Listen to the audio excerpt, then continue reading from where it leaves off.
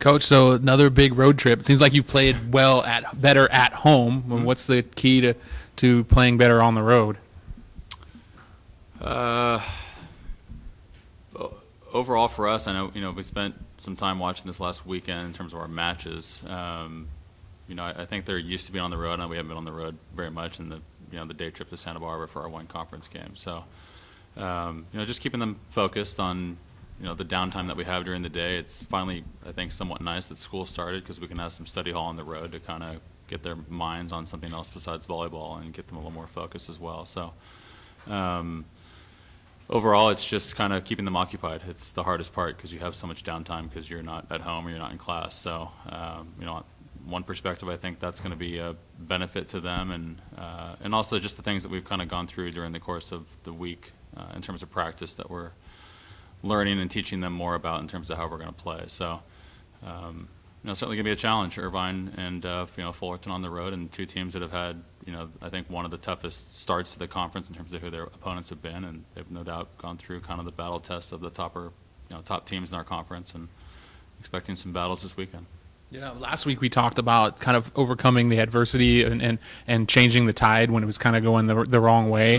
Mm-hmm. What's been the progress this week, and did you see anything measurable effects from just that focus and trying to change up those situations? Matches this last week. Yeah. Well, kind of on both ends, not of the spectrum, I would say, but Davis was kind of an awkward match for us. One of the better, if not the best, serving team in our conference, and it was tough for us to get into any kind of offensive rhythm just because of the inconsistency of our first contacts. And they're pretty big at the net, and they play good defense, and they're scrappy. So, then they go down and beat Santa Barbara the weekend, the day after that in 3. So, we're kind of learning about kind of where we're at relative to some of the teams in our conference. Obviously, we don't play Long Beach and Northridge in Hawaii until after this weekend. So, we'll see pretty much everyone kind of in the middle bottom to start conference, and then we'll get the real tests as well once we start playing those teams at the top. So, better this weekend. I thought it was good to rebound against Riverside a little bit in terms of our just dynamic on our side. And the two biggest areas for us right now are just vision of what we're watching.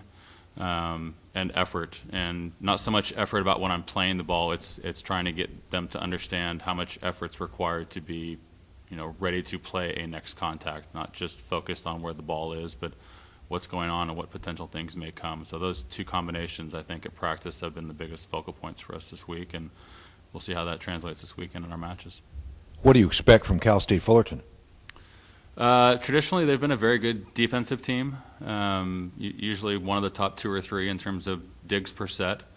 I think they have a couple of young players as well on the court that are going to be similar to us, players that just got off the club level and are trying to play now at the competitive Division I level. So, a very different atmosphere in terms of being on the road. They usually have some pretty good fans and some hecklers down there, and it's going to be an interesting test for our group to, kind of go through this first round of away matches and get a sense for what this conference is like, and to be more comfortable as we move forward, to have the experience to understand what it's like to go on the road and win matches on the road in this conference.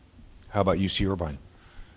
Irvine's playing well so far this year. Again, one of the tougher, if not the toughest, starts to the conference in terms of matches. I think Long Beach, Northridge at home, and then at Hawaii. So they've already played the top 3 teams in our conference as well in terms of standings right now.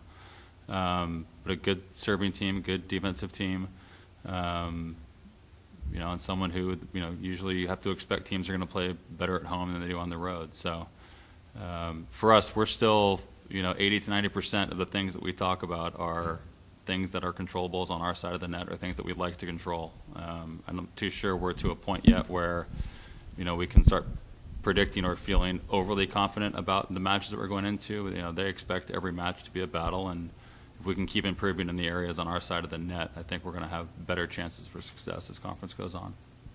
When I talked to you before the season, you have such a young team. You said consistently inconsistent was what you expected, and at least on paper, it seems like that's kind of what you've got. We're getting an A+ in that so far. How do you improve that consistency? They've been really good in terms of holding them accountable to the things that we want as our priorities of what are the important pieces. So we spent an awful lot of time, as an example, before Santa Barbara talking about serve, receive, and passing.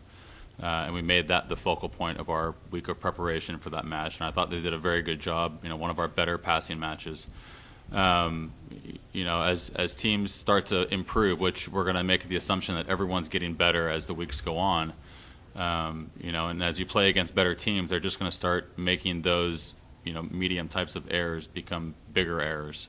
So the margin of error becomes smaller for us. So this week, after kind of watching our matches over the course of the weekend, it's a lot about what we're doing as rallies start to develop and how quickly we're getting to our spots and what we're watching and trying to minimize all of these things that are coming at us so that there are certain areas of the game that you can kind of slow down and see easier. The hard part is I'm not too sure how many of them honestly have been pointed, have had these things pointed out to them before. So a lot of it is still nuanced things that, us as a staff, we've been around so long, it's like we see those things a lot easier than they see them, and trying to teach them about what to look for and why you're looking at it and how valuable these things are to help you be in a better position to get this stuff block or make this dig, or what are you looking at as an attacker in terms of where do you want to kill this ball, and trying to add all those things at the same time of going on the road and playing against competitive teams, and even being at home playing against competitive teams is a challenging environment, I think, for any team, let alone one that has 5-6 freshmen on the court at the same time. So, overall, it's been a good journey with this group so far. I mean, the fact that we are young has yet to come up. I mean, it's literally the only time I talk about it is with you guys in here. So, as far as the team's concerned, they expect to go out and beat these teams. They have confidence that they can, which is a good sign to see. So it's just trying to add these little pieces of, building blocks on top of one another in terms of layers to be able to give them more confidence and more understanding of how.